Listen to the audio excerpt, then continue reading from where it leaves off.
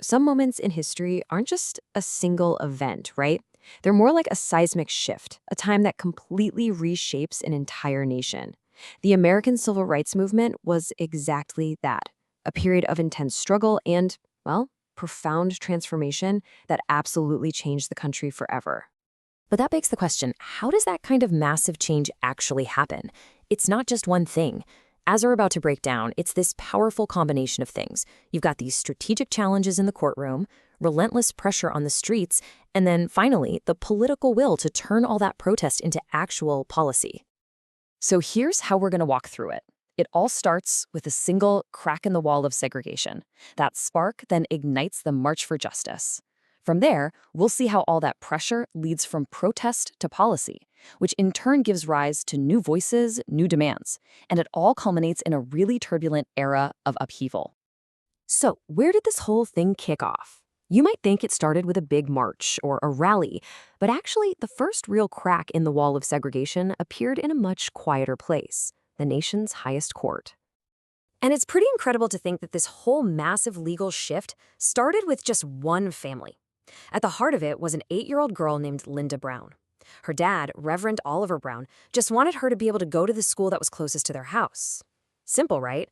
But because she was black, she was forced to travel way farther to a segregated school. That basic fight for fairness became the landmark lawsuit Brown v. Board of Education, and it went all the way to the Supreme Court. And the court's decision? Whew, it was like an earthquake. In a unanimous 9-0 ruling, they declared that segregation in public schools was unconstitutional. Just let that sink in for a second. Separate but equal has no place. With that one sentence, the entire legal foundation for segregation in America just started to crumble. Okay, so a court ruling is huge, right? But it's just words on a piece of paper until it's actually enforced in the real world. The fight now had to move from the courtroom to the streets. It was up to activists to force a very reluctant nation to live up to the promise of that Supreme Court decision. And the engine driving this next phase? Well, that was the strategy of nonviolent protest, led by the incredible Dr. Martin Luther King Jr. The core idea was to confront injustice head-on, but without ever responding with violence. So activists organized sit-ins at segregated lunch counters. They boycotted businesses that discriminated, and they held these powerful, peaceful marches to demand change. But their commitment to nonviolence was met with just absolute brutality. In places like Birmingham, Alabama, the response from the authorities was horrifying. Peaceful protesters, even children, were attacked by police with dogs and high-pressure fire hoses. And for the first time, these awful images were being broadcast directly into American living rooms on the evening news. The nation could no longer pretend it didn't know about the brutal reality of segregation.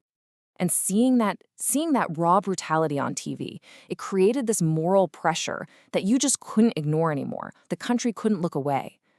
This pressure hit its absolute peak at the historic March on Washington, where Dr. King stood in front of hundreds of thousands of people and delivered his immortal "I Have a Dream" speech, a powerful call for what America could and should be. So you've got this immense pressure, right, building up from the streets, being beamed into every home.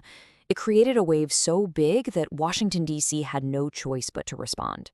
It was finally time for protest to become policy. And the legislative response was fast, and it was historic. President Lyndon B. Johnson, a Southerner himself, which is key, threw his full political power behind the cause. In 1964, he signs the landmark Civil Rights Act, outlawing discrimination. He gets reelected in a total landslide that same year. And then in 1965, he follows it up by signing the Voting Rights Act, which finally protected every citizen's right to vote. So with these huge laws now on the books, you might think, okay, story's over, right? Mission accomplished, but not even close. The movement itself started to evolve. New voices and new ideas emerged, and the battle for equality expanded onto totally new fronts. And this is so important to understand.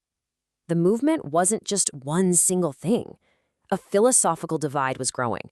On one side, you still had Dr. King, who was firmly committed to nonviolence and integration. But on the other, you had powerful voices like Malcolm X, who championed Black pride, self-sufficiency, and the right to self-defense by any means necessary. This difference in philosophy really lit a fire under what became known as the Black Power movement. For a younger generation of activists, it became this powerful symbol of strength, pride, and independence. The whole idea of Black nationalism, with its emphasis on cultural pride and economic self-sufficiency, really resonated with a lot of people who felt the pace of change from nonviolence was just too slow. And this powerful spirit of activism, it wasn't just about racial equality. It was contagious. Inspired by what was happening, a powerful women's rights movement was also picking up steam, demanding true equality in every single part of American life, from the office to the classroom. And the impact in the real world, it was absolutely staggering. I mean, just look at this number. In the 1970s, the percentage of women in law school graduating classes just skyrocketed from only 5% to 30%. That's not just a statistic. That is a revolution in access and opportunity. Okay, so this brings us to our last chapter, and honestly, it's a tough one. As the 1960s came to a close, this decade of incredible progress was also marked by immense turmoil, political shocks, and just profound, tragic loss that really left the nation reeling. The first shockwave came right from the top, from the White House itself. Weighed down by the Vietnam War, President Lyndon Johnson, the very same guy who signed the Civil Rights and Voting Rights Acts, completely stunned the nation when he announced he would not run for re-election. Just like that, a political era was over.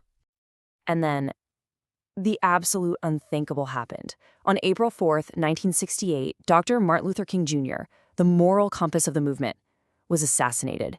It was a devastating blow that sent waves of grief and anger, not just across America, but all around the world. And if that wasn't enough, just 2 months later, another gut-wrenching tragedy.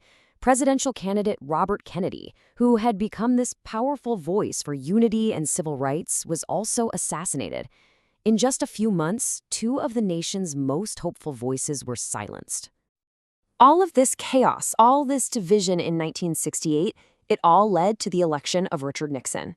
His victory really marked a definitive political shift, and it closed the book on one of the most turbulent and transformative decades in American history. So, where does all this leave us? This decade of incredible progress and unimaginable pain changed the nation forever. The fight for justice, it didn't just stop in the 1960s. So the real question for us is, how do we honor that legacy? And how do we carry the march forward today?